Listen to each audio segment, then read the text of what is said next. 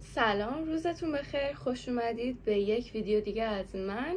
توی این ویدیو میخوام تمام نکات مربوط به سفر به ارمنستان رو بهتون بگم. اگر قصد دارید برید ارمنستان یا اصلا فقط میخواید بدونید که اونجا چطوریه، این ویدیو دقیقا برای شماست. توی این ویدیو تمام نکته هایی که به دردت میخوره، از هزینه ها گرفته، اقامت تو هتل و جاهایی که باید ببینی و غذاها و این چیزا و تمام نکات ریز رو بهت میگم. پس در ادامه با من همراه باش. خب اول از همه بحث انتخاب توره که شما میتونید یا تور انتخاب کنید یا اینکه خودتون میتونید جدا مثلا از سایت های مثل حالا علی بابا و سایت های مختلفی که برای هتل گرفتن هست میتونید هتلتون رو انتخاب کنید. پروازم که راحت از علی بابا میتونید انتخاب کنید، ولی پیشنهاد من اینه که میتونید سایت لاست سکند رو نگاه بکنید توی قسمت تورهای خارجی و مثلا بزنید تور حالا ارمنستان ایروان. بعد اونجا براتون تورهای حالا شهر ایروان رو با هزینه‌های مختلف و تعداد روزهای مختلف براتون میذاره. در ادامه هم توضیح میدم که چه مدت زمانی برای اقامت توی ارمنستان مناسبه. ما هم برای ایروان تصمیم گرفتیم که تور بگیریم از سایت همین لاست سکند که بهتون میگم. البته بگم این تور گروهی نیست که فقط اینجوریه که شما هتل رو و پرواز رو براتون انتخاب میکنن و اینکه ترانسفر از فرودگاه به هتل و برعکسش از هتل به فرودگاه. خب شما برای انتخاب تور اول باید ببینید که میخواین زمینی سفر کنین یا میخواین هوایی سفر کنین. سفر زمینی که به طب هزینه‌ش هم پایین‌تره ولی خب خیلی هم طول میکشه. مثلا ممکنه 24 ساعت تو راه باشید، کلی خستگی داره. پیشنهاد من اینه که یک مقدار هزینه رو بیشتر کنید، یه هتل معمولی تر بگیرید ولی حالا با پرواز برید، کاری که خود ما انجام دادیم.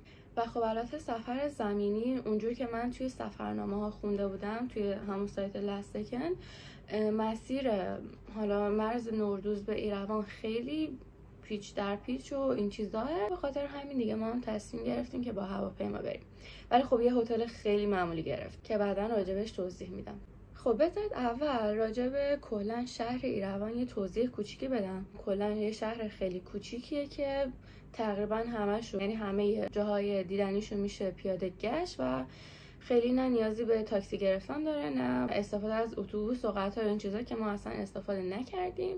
شهر ایروان تقریبا یه دایره مانندیه که توی اون دایره تمام جاذبه‌های دیدنیش هستش و شما بسته به این که مثلا هتل کجای این دایره بگیرین میتونید که همه جاذبه‌هاشو خودتون پیاده برید و دیگه حتی تو هزینه‌هاتون هم خیلی به صرفه میشه. پیاده روی توی سطح شهر هم خودش حال و هوای خیلی خوبی داره و تمام حس و حالش توی ذهنتون ثبت میشه و خب این خیلی قشنگه.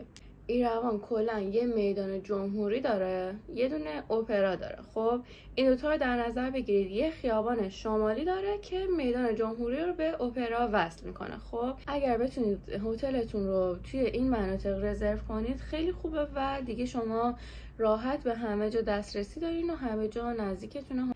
هتل ما هتل خیلی معمولی بود و حالا خیلی مثلا جالب نبود که بخوام پیشنهادش کنم. پیاده تقریبا 10 دقیقه با اپرا فاصله داشت و یه خوبی که داشت این بود که به یه فروشگاهی به اسم ساس نزدیک بود، به فاصله تقریبا 3-4 دقیقه پیاده. راجع به فروشگاه ساس هم بهتون بگم که فروشگاه خیلی خوبی هستن، تقریبا همه چی داره. برای خرید خوراکی هم بهترین راه و مناسب ترین هزینه همون فروشگاه های ساس هستش. البته اینم بگم که پلاستیک هم اونجا هزینه داره، البته یه هزینه خیلی کمه، حدوداً 25 درام که باید پرداخت کنید. یه نکته‌ای که راجع به پرواز هست اینه که شما پروازتون رو سعی کنید صبح زود بگیرید، مثلا ساعت 6 صبح، 7 صبح، 8 صبح. پرواز ما با اینکه صبح بود ولی خب ساعت 11 بود تا رفتیم و رسیدیم و دیگه اونجا برامون تاکسی گرفتن و رسیدیم هتل و این چیزا ساعت 3 شده بود. یعنی این میخوام بگم که نصف روزتون اگه مثلا پروازتون این موقع باشه میره دیگه. اگه ظهر باشه که دیگه خیلی از روزتون میره و اینا و حواستون به این نکته باشه.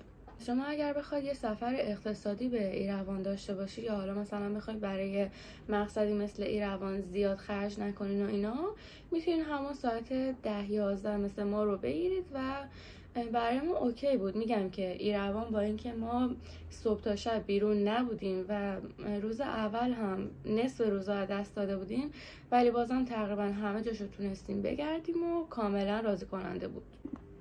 خب و اما میرسیم به بحث جذاب این که کجاها رو ببینیم، کجاها بریم، مثلا ایروان چه جاهایی داره برای دیدن و اینا. خب اول یه چیزی بگم، من توی ویدیو قبلی توی چنلم گفته بودم که اولین سفر خارجی، ولی خب من اولین سفر خارجیم نبود. من تا حالا عربستان و عراق هم رفتم که کلا اونجاها هم جاهای به هر حال زیارتی و این چیزا بود دیگه، مثلا همه حجاب داشتن. به نظرم سفر خارجی محسوب نمیشه.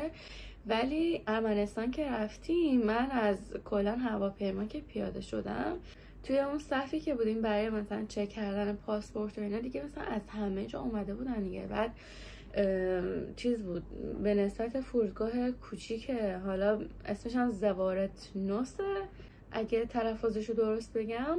و من مثلا آدمای چشنگی میدم، موهای بور و مثلا این چیزا، همه خیلی خوشتیپ بودن و اینا. کلا خیلی حس خوبی برام داشت اون اولین باری که مثلا این صحنه رو میدیدم. خب بزن بریم سراغ این که کجاها بریم. میدون جمهوری قلب تپنده شهر ایروان و حصار خیلی خوبی داره. یه میدون بزرگیه که با 5 تا ساختمون احاطه شده و خب خیلی معماری قشنگی داره. میتونید اپلیکیشن مپس می رو دانلود کنید و از توی اون نقشه کشور ارمنستان رو دانلود کنید و دیگه کارتون راحته. بچه‌ها میدون جمهوری مردم میان میشینن، خیلی شلوغ میشه و حس و حال خیلی قشنگ و جالبی داره. بعد بچه‌ها اون موقعی که ما بودیم هوا واقعا عالی بود، واقعا فوق‌العاده بود. اول مهر که بودیم، یعنی روزا آفتابی و خوب بود و شباش هم خنک بود. خیلی هوا خوب بود، واقعا خیلی.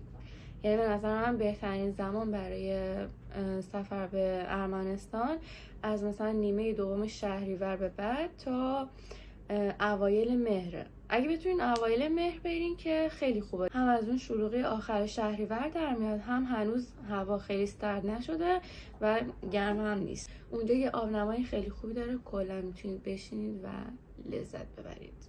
یه نکته که هست، اگر دنبال خریدن مگنت و کلا اینجور چیزا هستین، اطراف میدون جمهوری حالا یه مغازه‌هایی هست که کلا این چیزا رو داره، ولی من پیشنهاد میکنم که از اونجاها خرید نکنید، چون هم قیمتش بالاتره. حالا یه جای دیگه که بعدا در ادامه ویدیو بهتون معرفی میکنم، تنوع خیلی بیشتر و کلا مگنت‌های خیلی قشنگتری داره و از اونجا میتونید خرید کنید. خیابون شمالی واکینگ استریت که واقعا خیلی حس و حال و هوای خیلی خوبی داره.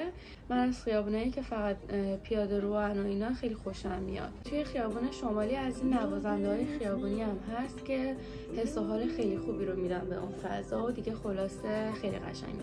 خب دیگه در راستای خیابون کافه و این چیزا، مثلا بستنی فروشی و این چیزا هم خیلی زیاد هست که من از بستنی‌های اونجا هم خوردم برای اینکه مثلا امتحان کنم و اینا. ساختمون اپرا هم یه ساختمون خیلی قشنگه که توش نمایش‌های اپرا هم برگزار میشه. شما هم اگه علاقه‌مندین توی سایت‌های مخصوص همین اپرا و اینا میتونید بلیتش رو تهیه کنید. بلیت‌های اپرا اون موقعی که ما بودیم از 5000 درام شروع میشد، ارزون ترینش تا دیگه 10000 بود، 20000 درام و اینا حتی بود، به نسبت حالا صندلی که انتخاب میکنید. پس اگر خواستید میتونید برید نمایش اپرا رو ببینید و لذت ببرید. جالبه که بدونید ساختمان اپرا و میدان جمهوری هر دو تاشون بر اساس طرحی از معمار معروف ارمنی الکساندر تامانیان طراحی و ساخته شده. خب راجع به غذا اگر بخوام بگم، شما چند تا انتخاب دارید دیگه. اگر میخواید مثلا سفرتون بستگی به خودتون داره، اگر میخواید سفرتون اقتصادی تر باشه مثل ما، میتونید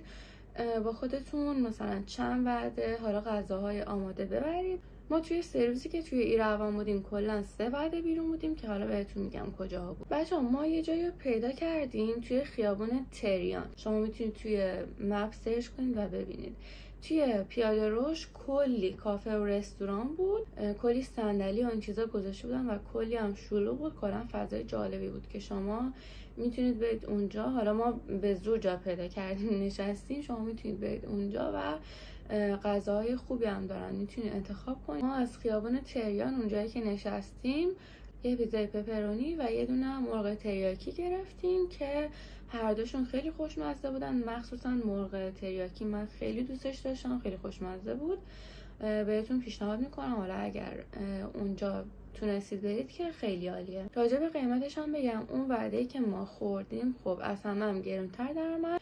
قیمتش 8000 درام برای 2 نفر شد که تقریبا هر غذا 4000 درام بود که میشه 600,000 تومان. ولی خب انتخاب‌های مناسب‌تر دیگه هم هست، مثل برگر که یه وعده دیگه ما بود توی روز آخر توی خیابان امیریان خوردیم. اسم دقیقش رو اینجا براتون می‌نویسم، میتونید اینو توی مپ بزنید و برید اونجا. یه جای دیگه هم که ما غذا خوردیم شب اول توی خیابان آباویان بود به اسم رستوران، اسمش الان یادم نمیاد، اینجا براتون مینویسم.